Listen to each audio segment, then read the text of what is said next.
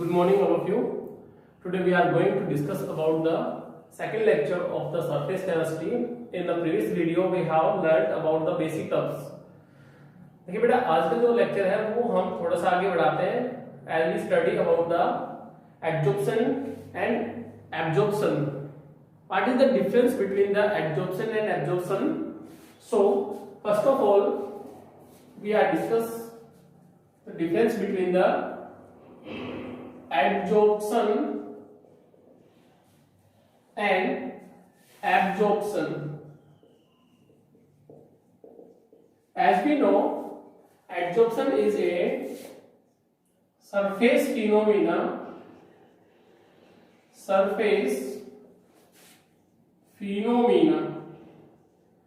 whereas absorption is a bulk phenomena.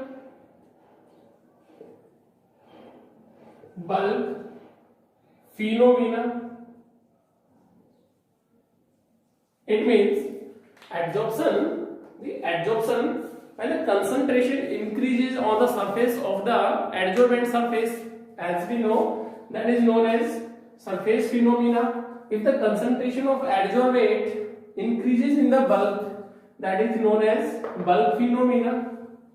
It means point number second, concentration of adsorbate increases only surface.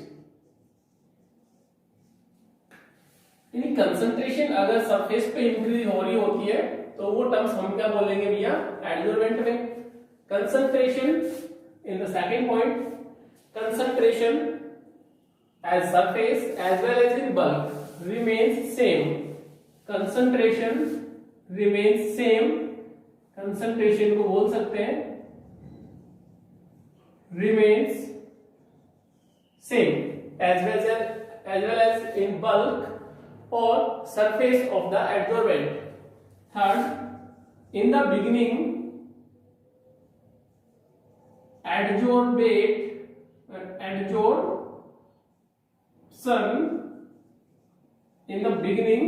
adsorption takes place fast.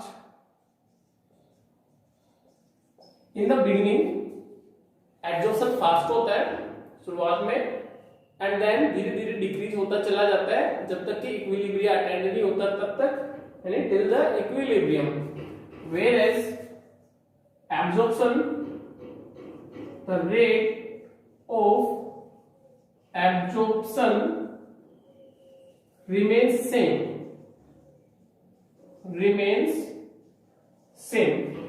Absorption की जो rate है वो same रहने वाली होती है through out the process. These are the basic difference in between the adsorption and absorption. Taking example of adsorption, like as silica gel. It's a porous structure component, so it absorbs water molecules on the surface, and hence the packing material remains safe. Packing material safe रखने के लिए हम क्या कर रहे होते हैं, silica gel का यूज कर रहे होते हैं वहां पे. तो इस वजह से वाटर मॉलिक्यूल्स एब्जॉर्ब हो जाते हैं on the surface of the silica. But in the case of absorption anhydrous calcium chloride is used as a example. Calcium chloride as a tablet है, एनहाइड्रस है मतलब वाटर की अमाउंट नहीं है इसके अंदर, water contact to the calcium chloride anhydrous, then water is absorbed by the calcium chloride as adsorbent. We know here हम यहाँ बोल रहे हैं इसको adsorbent, मतलब वाटर मॉलिक्यूल्स एब्जॉर्ब कर ले जाते हैं कैल्शियम क्लोराइड के थ्रू. यानी कि अगर बल्क में वाटर की अमाउंट इंक्रीज हो रही होती है, वाटर अगर हमें बल्क के अंदर ऑब्टेन होगा तो इस वजह से इस टर्म्स को क्या बोला जाता है, एब्जॉर्प्शन. और अगर वाटर की अमाउंट सरफेस पे इंक्रीज हो रही होती है तो उसको क्या बोलेंगे, एडसोर्प्शन. यहाँ पे एक डिफरेंस की बात की थी बेसिकली एडसोर्प्शन और एब्जॉर्प्शन में. अब फैक्टर अफेक्टिंग की बात करते हैं. फैक्टर अफेक्टिंग कौन कौन से ऐसे फैक्टर हैं जो एब्जॉर्प्शन को अफेक्ट करते हैं. देखिए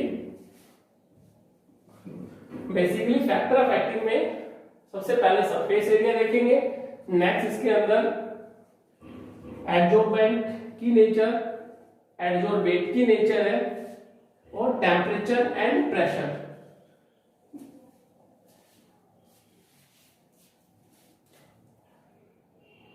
factor affecting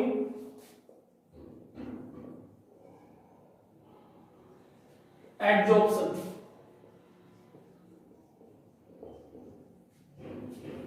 of gas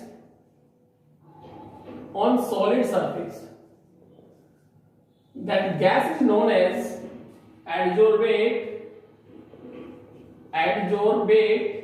and solid surface known as adsorbent. देखिए सॉलिड सरफेस को तो एडजॉर्बेंट बोला जाता है, और गैस के मॉलिक्यूल्स यहाँ पे लेके चल रहे हैं तो उसको क्या बोला जाएगा, एडजॉर्बेट बोला जाएगा। तो ऐसे कौन कौन से फैक्टर हैं जो कि अफेक्ट करते हैं कि भैया गैस के मॉलिक्यूल्स हैं वो एडजॉर्ब होंगे, तो ऐसे कौन से फैक्टर होंगे जो कि इसको अफेक्ट करते हैं। First of all surface area, surface area, surface area. अगर सरफेस एरिया बढ़ा दिया जाता है, वह increasing the surface area adsorption increases. इसका मतलब हुआ कि अगर सरफेस एरिया इंक्रीज करेंगे तो एडजॉर्प्शन ज्यादा होगा, इसका मतलब इंटरेक्टिंग साइट्स ज्यादा होंगी with increasing the interacting sites. अगर मेरे पास कोई भी स्टिक है या कोई भी पेन है, मैं अगर इसको काट दूं तो इसका मतलब इसका सरफेस एरिया भी तो बढ़ेगा, यानी कि इंटरेक्टिंग साइट्स बढ़ गई।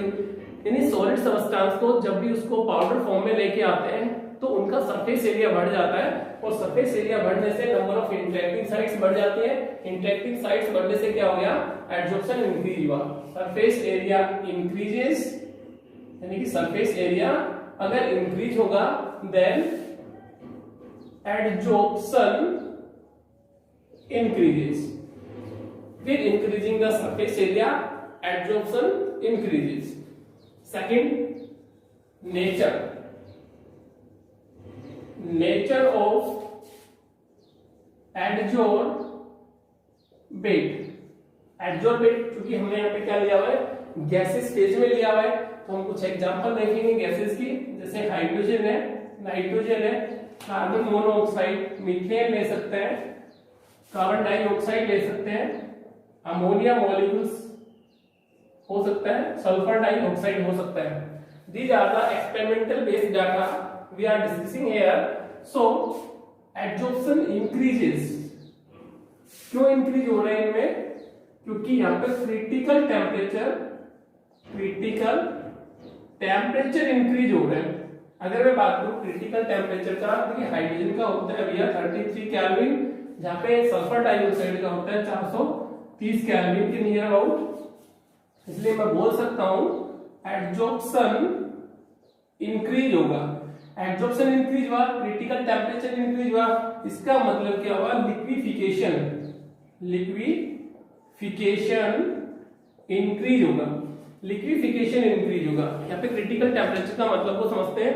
देखिए क्रिटिकल टेम्परेचर किसी भी सब्सटेंस का वो टेम्परेचर है, यानी किसी भी गैस का वो टेम्परेचर है जिससे अधिक टेम्परेचर अगर कर दिया जाए, उसके बाद चाहे प्रेशर कितना भी अप्लाई कर लें, वो गैस कभी भी लिक्विड फेज में कन्वर्ट नहीं हो सकती। तो उस टेम्परेचर को क्या बोला जाएगा, क्रिटिकल टेम्परेचर। इसका मतलब लिक्विफिकेशन इजीली हो रहा है, मींस मॉलिक्यूल्स गैसेस फेज से लिक्विड में आ रहे हैं, यानी कि एंट्रोपी डिक्रीज हो रही है। और एंट्रोपी डिक्रीज हो रही है, इसका कारण क्या है कि इनके बीच में जो फोर्स ऑफ इंटरेक्शन है बिटवीन द मॉलिक्यूल्स इंक्रीज हो रहा है। Force of interaction between the molecules अगर इंक्रीज हो गया तो यही सेम कंसेप्ट एडजॉर्प्शन में भी लगेगा। इसमें इंटरेक्शन फोर्स ज्यादा लगेगा तो मॉलिक्यूल्स की एंट्रोपी डिक्रीज होगी, और इसके साथ साथ हम बोल सकते हैं कि एडजॉर्प्शन भी बढ़ेगा। तो उसका रिलेशन क्या बनता है, ये देखिए एक्सपेरिमेंटल डाटा है, नॉर्मल टेम्परेचर और प्रेशर पे बात कर रहे होते हैं। 288 केल्विन पे जब ये एक्सपेरिमेंट किया गया था तो ओवरऑल क्या फाइंड आउट किया गया कि जैसे जैसे लिक्विफिकेशन बढ़ रहा होता है तो वहां पे एडजॉर्प्शन की वैल्यू भी बढ़ रही होती है। तो ये डिपेंड करता है कि मॉलिक्यूल कौन सा है, तो मॉलिक्यूल पे डिपेंड करता है भैया। जैसे हम बहुत बात कर सकते हैं, ये नॉन पोलर कंपोनेंट हो गए और ये हमारे पास पोलर कंपाउंड हो गए, कुछ इस तरह से हम मानेंगे यहाँ पे। लेकिन इसका एग्जैक्ट आंसर क्या होता है, क्रिटिकल टेम्परेचर का आंसर होगा। थर्ड कंपोनेंट की बात करते हैं, देखिए temperature. with increasing the temperature adsorption decreases. The concept is there, with increasing the temperature adsorption decreases because the kinetic energy of the molecules increases with increasing the temperature and hence the entropy entropy increases. मतलब जो molecules के बीच में मैं temperature को बढ़ाऊंगा तो molecules के बीच में काइनेटिक एनर्जी इंक्रीज होगी। वो काइनेटिक एनर्जी क्या करती है, मॉलिक्यूल्स को मूवमेंट कराने में हेल्प करती है।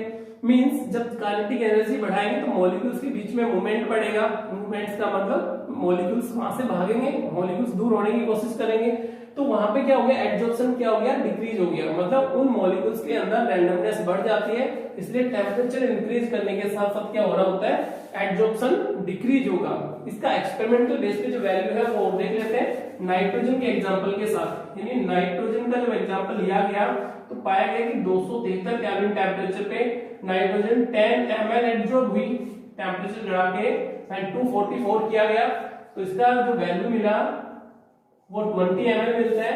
जब 195 टेम्परेचर किया केल्विन के अंदर तो इसका जो वैल्यू है वो नियर अबाउट 45 ml मिलता है। तो रिजल्ट ये मिलता है इस एक्सपेरिमेंट के थ्रू कि भैया जब टेम्परेचर इंक्रीज करेंगे तो इसका मतलब क्या हो गया, एडजॉर्प्शन क्या हो गया, कम हो गया। मतलब मैं अगर टेम्परेचर को कम करना जा रहा हूं तो टेम्परेचर अगर कम हो रहा है तो एडजॉर्प्शन ज्यादा हो रहा है, टेम्परेचर ज्यादा हो गया तो एडजॉर्प्शन कम हो रहा है। तो ये टेम्परेचर का फैक्टर हो गया भैया। नेक्स्ट इसमें बात करते हैं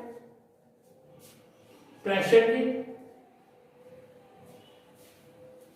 देखिए प्रेशर है तो ऑब्वियसली सी बात है, अगर प्रेशर को इंक्रीज करते चले जाएंगे तो एडजॉर्प्शन भी क्या होता चला जाएगा, इंक्रीज होता चला जाएगा। Pressure, if pressure increases then adsorption also increases. Means अगर मैं प्रेशर को बढ़ाऊंगा तो एडजॉर्प्शन भी क्या होगा, बढ़ेगा। मतलब एडजॉर्प्शन इंक्रीज होगा प्रेशर के साथ साथ, यानी कि ये तो प्रेशर ले लेंगे और ये एडजॉर्प्शन ले लेंगे पर ml के अंदर, यानी कि इसको इस तरह से मान सकते हैं एडजॉर्प्शन पर ग्राम।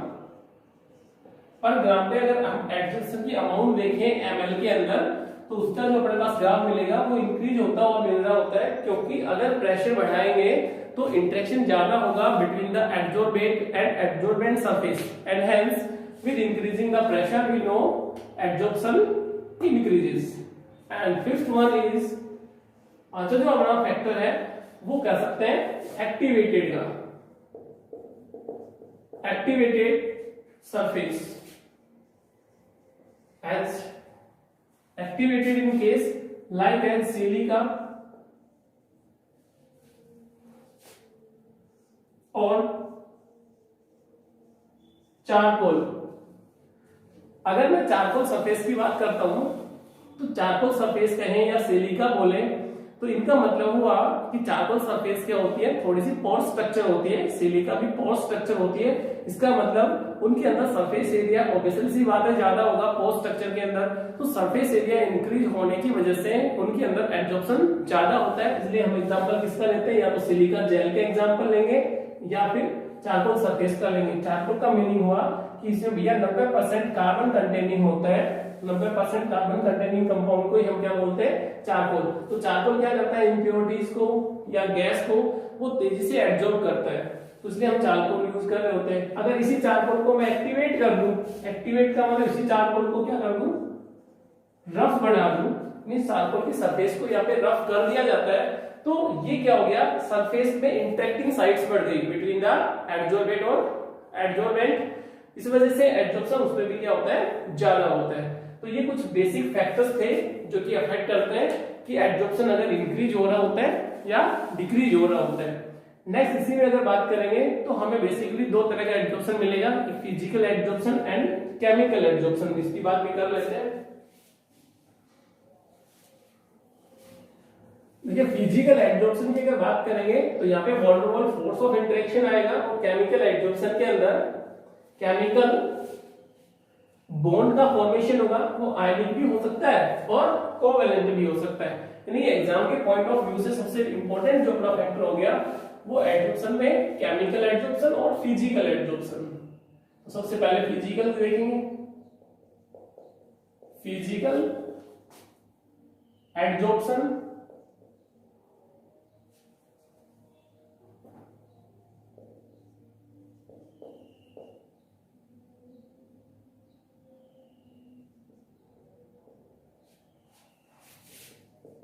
दूसरा केमिकल एडजॉर्प्शन,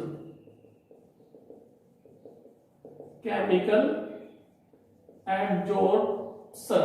देखिए भैया, यानी कि ये जो एग्जाम के पॉइंट ऑफ व्यू से है, ये काफी इंपॉर्टेंट हो गया point, physical adsorption and chemical adsorption. देखिए फिजी वर्ड है और यहाँ पे सोप्शन लिया जाता है, तो इनको जोड़ के एक वर्ड और बनाया गया, बोला जाता है फिजियोक्शन। इसी तरह से केमिकल में केमी और सोप्शन का सोप्शन लिया गया, तो इसको बोला जाता है केमियोक्शन, यानी इसके नाम रखे जाते हैं फिजियोक्शन एंड केमियोक्शन। यहाँ पे बेसिकली डिफरेंस क्या है? देखिए फिजिकल एडजॉर्प्शन की अगर बात करेंगे या फिर केमिकल एडजॉर्प्शन की बात करेंगे, तो फिजिकल एडजॉर्प्शन के लिए जो सबसे इंपॉर्टेंट फैक्टर होता है वो होता है वॉन-डेर-वाल फोर्स ऑफ इंटरेक्शन। यानी कि फिजिकल एडजॉर्प्शन के लिए जो रिस्पॉन्सिबल होगा वो वॉन-डेर-वाल फोर्स ऑफ इंटरेक्शन है। जहां पे मैं केमिकल की बात करूंगा, यानी केमिकल एडजॉर्प्शन की बात करूंगा, तो गैस के मॉलिक्यूल्स किसी सॉलिड सरफेस पे केमिकल बॉन्ड के थ्रू कनेक्ट हो जाएंगे, तो इसलिए बोला गया केमिकल एडजॉर्प्शन। फैक्टर देखिए, द फोर्स हैविंग बिटवीन, इसमें कौन सा फोर्स लगेगा? वॉन-डेर-वाल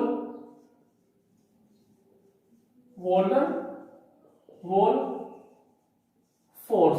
ये देखिए जो वॉन-डेर-वाल फोर्स है वो फिजिकल एडजॉर्प्शन में इंपॉर्टेंट हो गया, और यहाँ पे जो फोर्स एक्टिंग करेगा वो हो गया अपने पास कौन सा?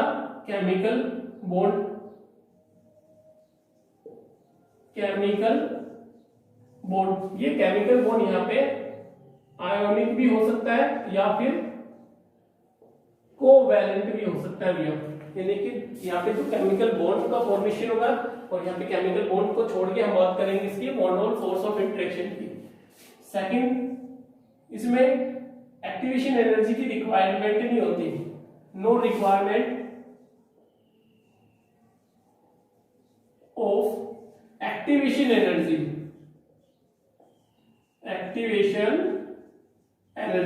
क्योंकि भैया सरफेस प्रोडक्ट बढ़ेंगे ना तभी एक्टिवेशन एनर्जी की रिक्वायरमेंट होती है। यहाँ पे कोई केमिकल बॉन्ड तो बन नहीं रहा, मतलब कोई प्रोडक्ट तो बन नहीं रहा, तो यहाँ पे एक्टिवेशन एनर्जी की रिक्वायरमेंट हो नहीं।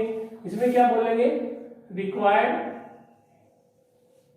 Activation energy. यहाँ पे एक्टिवेशन एनर्जी की रिक्वायरमेंट होगी। क्यों रिक्वायरमेंट होगी? क्योंकि यहाँ पे सरफेस प्रोडक्ट बनेंगे, surface product is formed, sorry surface product are formed. Surface product का फॉर्मेशन होगा, इसलिए क्या होगा यहाँ पे? तो एक्टिवेशन एनर्जी की रिक्वायरमेंट होगी। लेकिन यहां पे बात करेंगे थर्ड, तो no surface product is form, no surface product form. यहाँ पे सरफेस प्रोडक्ट का तो फॉर्मेशन ही नहीं होता, इस वजह से surface energy sorry activation energy की रिक्वायरमेंट नहीं होती। जहाँ पे सरफेस प्रोडक्ट का फॉर्मेशन हो गया, इसका मतलब प्रोडक्ट बन रहे हैं, तो वहां पे एक्टिवेशन एनर्जी की रिक्वायरमेंट होती है। फोर्थ, अगर बात करें अमाउंट, हीट की बात करते हैं, इसका मतलब 20 to 40 किलो जूल पर मोल heat of adsorption is release.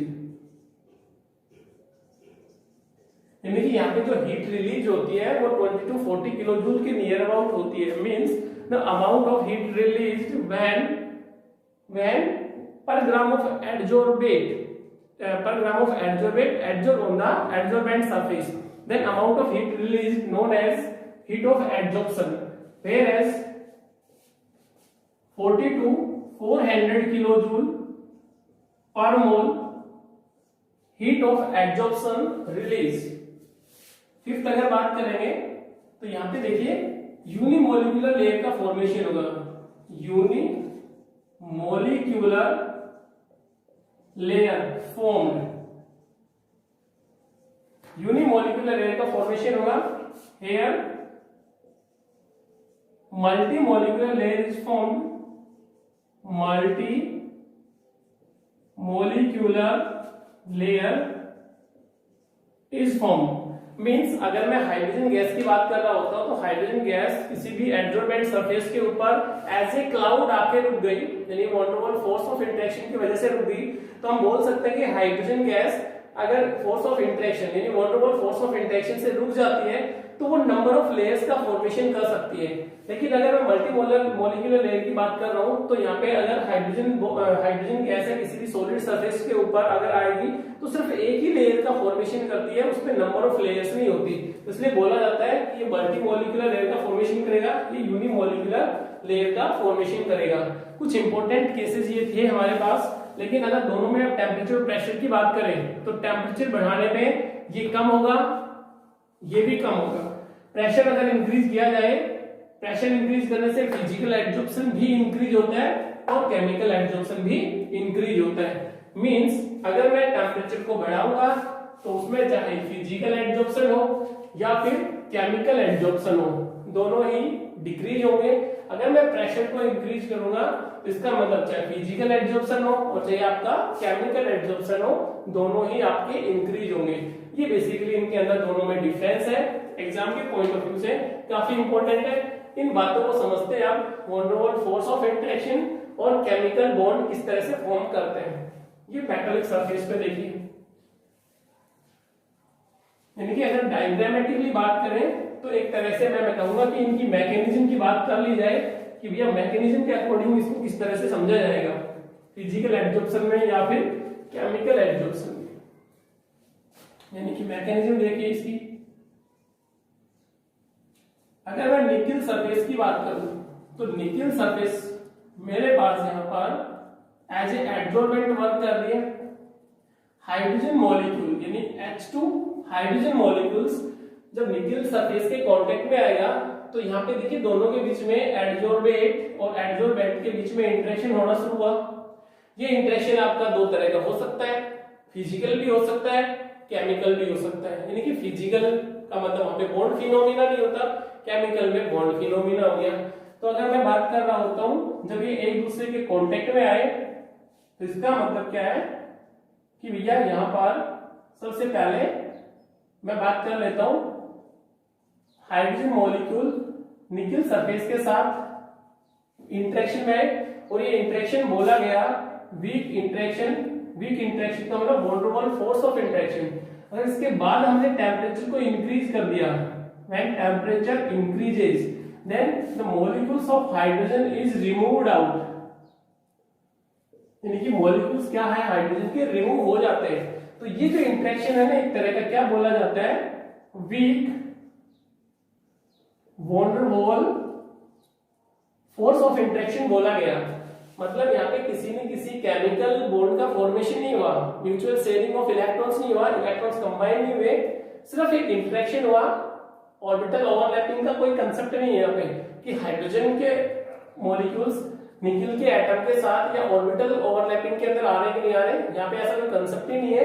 मतलब यहाँ पे ना तो इलेक्ट्रॉन्स का लेन देन हो रहा है ना ऑर्बिटल ओवरलैपिंग हो रही है, सिर्फ एक इंटरेक्शन है। इसके लिए बोला गया weak one to one force of interaction. Temperature increase किया गया तो हाइड्रोजन के जो मॉलिक्यूल्स है ये तो चले गए भी सरफेस से आउट हो गए और वापस निकिल मेटल की जो फ्री वैलेंसी है वो वैलेंसी आपकी एज यूजुअल फ्री हो जाएंगी नेक्स्ट एडजॉर्प्शन के लिए। तो इस तरह का एडजॉर्प्शन बोला जाता है फिजिकल एडजॉर्प्शन।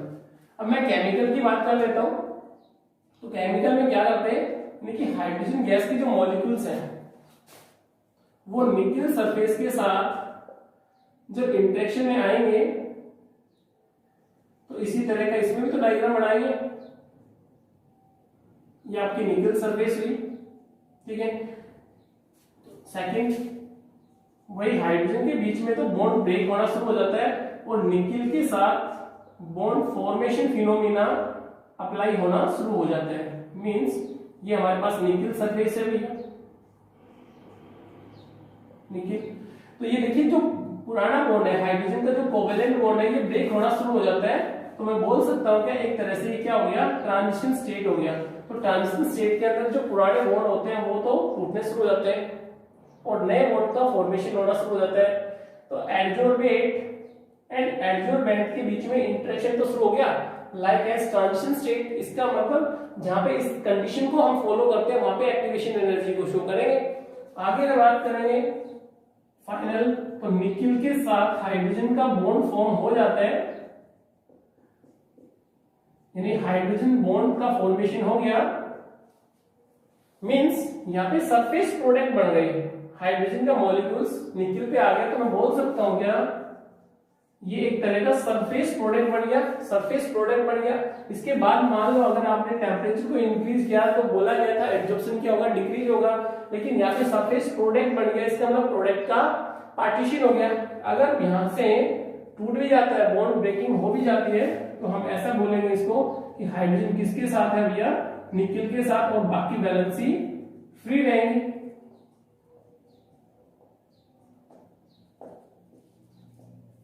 मींस यहाँ पे किसका फॉर्मेशन हो रहा है, सरफेस प्रोडक्ट का, मींस बॉन्ड ब्रेकिंग फिनोमेना हो रहा है, बॉन्ड फॉर्मेशन फिनोमेना हो रहा है। तो ऐसे बॉन्ड ब्रेकिंग और बॉन्ड फॉर्मिंग फिनोमेना में किसकी जरूरत पड़ती है, एक्टिवेशन एनर्जी की रिक्वायरमेंट पड़ती है।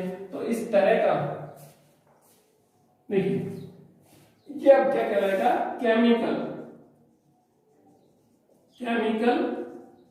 एडजॉर्प्शन, यानी कि केमिकल एडजॉर्प्शन की हम बात करते हैं तो उसकी एक मैकेनिज्म हम समझ सकते हैं, ये फिजिकल एडजॉर्प्शन था। अगर यहाँ पे बात करें इसके बाद कि भैया हमें रिमूव करना हाइड्रोजन, हमने हाइड्रोजन को अगर रिमूव कर देंगे तो निकिल की फ्री वैलेंसी भी तो इंक्रीज होंगी साथ साथ, यानी कि फ्री वैलेंसी जितनी ज्यादा होंगी उतना ही एडजॉर्प्शन ज्यादा होगा। तो ये हमारे पास किसके लिए था, एडजॉर्प्शन और एब्जॉर्प्शन में डिफरेंस, दोनों की मैकेनिज्म है, काफी इंपॉर्टेंट है एग्जाम के पॉइंट ऑफ व्यू से। नेक्स्ट लेक्चर में हम बात करेंगे फ्रेंडली एडजॉर्प्शन आइसोथर्म, ठीक है।